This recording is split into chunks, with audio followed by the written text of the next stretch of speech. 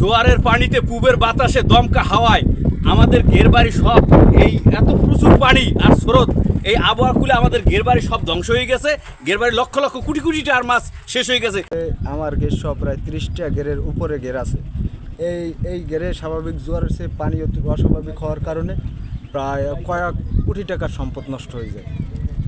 এই করে এই ঘের ব্যবসায়ীরা যারা এই মাছ চাষ করে তাদের ব্যাপক লসের, প্রতি বছরই এই ব্যাপক লস হয়।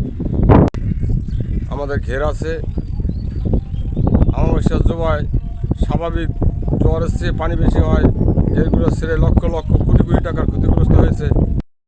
আশাবাড়ির মানুষ আমরা খুব ভোগান্তিতে আছি।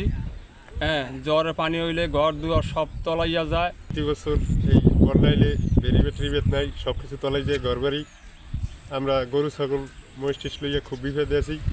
আমাকে আশা করি এটা টেকসই বেরিবেট হলে খুব করে গরিব মানুষ আমার বেরি ভাঙ্গে গেছে বন্যায়। আমরা অনেক অসহায় মানুষ, আমরা পড়ে গেছি।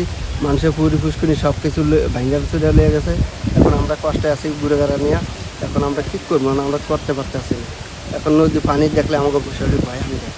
ঠিক আছে, এখন আমরা কী করবো? আমরা করা কিছু নেই। এখন আমরা রাস্তার উপরে আছি। এখন মানুষের সবাই কষ্টে আছে, 1-150 মানুষ সবাই নদীতে ভাসতে আছে পানিতে। ঠিক আছে, এখন আমরা আছি অনেক কষ্টে। গেছেন আমার তো কোনো অর্থ সম্পত্তি নাই যে আমরা এখানে যাব, তাই ঘর বাড়ি করে আমরা বসবাস করব, বাচ্চা পোলাপান লইয়ে দিই। বন্যার সময় তো কোনো আবহাওয়া পাই নাই, এবার সাঁতরাইয়া এবার রাস্তা করছি। কিছু সারাইতে পারিনি। অনেক মালামাল আসলে থাল ভণ্ড বাড়ি ল্যাব তোষক এদিকে চলিয়ে গেছে, কিছু হারাইতে পারিনি। চাউল ডাইল আসলে হারাইতে পারিনি, সরাই লই গেছে পানিতে।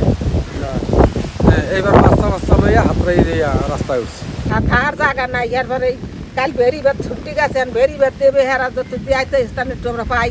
আর যদি এই ঘরে সব মালামাল দেওয়া আছে সব পানি উঠতে আডুমান পানি উঠছে, এইভাবে ভাসিয়ে গেছে। কোনো মাল আমি ধরিয়ে রাখতে পারি না, দুইটা রাখছি আর তা সব ভাসিয়ে গেছে। এখন যদি এরা একটু সহযোগিতা করে তা আমরা একটু থাকতে পারি। আর কি করবো, আমার ক্ষতি হয়েছে। থালবন্ড বাড়ি গেছে, বেড়া আসলে হ্যাঁ বাসাই লইয়ে গেছে। কিনছিলাম কোনো রকম কষ্ট করে। আমার স্বামী বুড়ো মানুষ, ওই মানুষের বোর্ডে কাম করে এইবার পরেটা আমি নিয়ে একটা বেড়ার ছাপ কিনছিলাম, বেড়ার ডাঙ্গর সেই সাইডে বাসাই লই গেছে। রাঙ্গামালী উপজেলায় সাম্প্রতিক সময়ে নিম্নচাপের প্রভাবে চালতাবনী ইউনিয়ন, চরমন্দাতে চরান্ডা এবং সুরবাইদা ইউনিয়নের চরনজির এবং রাঙ্গামালী ইউনিয়নের বেরিবাঁধের বাইরের অংশ নিম্নচাপে তলিয়ে যাওয়ায় ব্যাপক পরিমাণ ক্ষয়ক্ষতি হয়েছে। ঘরবাড়ি আংশিকভাবে ক্ষতি হয়েছে। আমরা ইতিমধ্যে শুকনো খাবার বিতরণ করেছি। জেলা থেকে প্রায় 12 মেট্রিক টন চাল বরাদ্দ পেয়েছি। আমাদের তথ্য মতে 1300টি পুকুর এবং 450টি ঘের তলিয়ে গিয়ে এবং ব্যাপকভাবে মৎস্য শিল্পের ক্ষয়ক্ষতির সম্ভাবনা রয়েছে এবং আমাদের ধারণার মতে প্রায় 10 কোটি টাকা ক্ষতি হয়েছে। আমাদের এই তথ্যটা অধিদপ্তর পাঠানো হয়েছে এবং বিভিন্ন দপ্তর থেকে তাদের সহযোগিতা করা হচ্ছে। নিম্নচাপটা অনুকূলে আসলে আমরা বিভিন্ন রকম তাদের সহযোগিতা করার চেষ্টা করব এবং বিভিন্ন দপ্তর তাদের সহযোগিতা করে পুনর্বাসন করবে।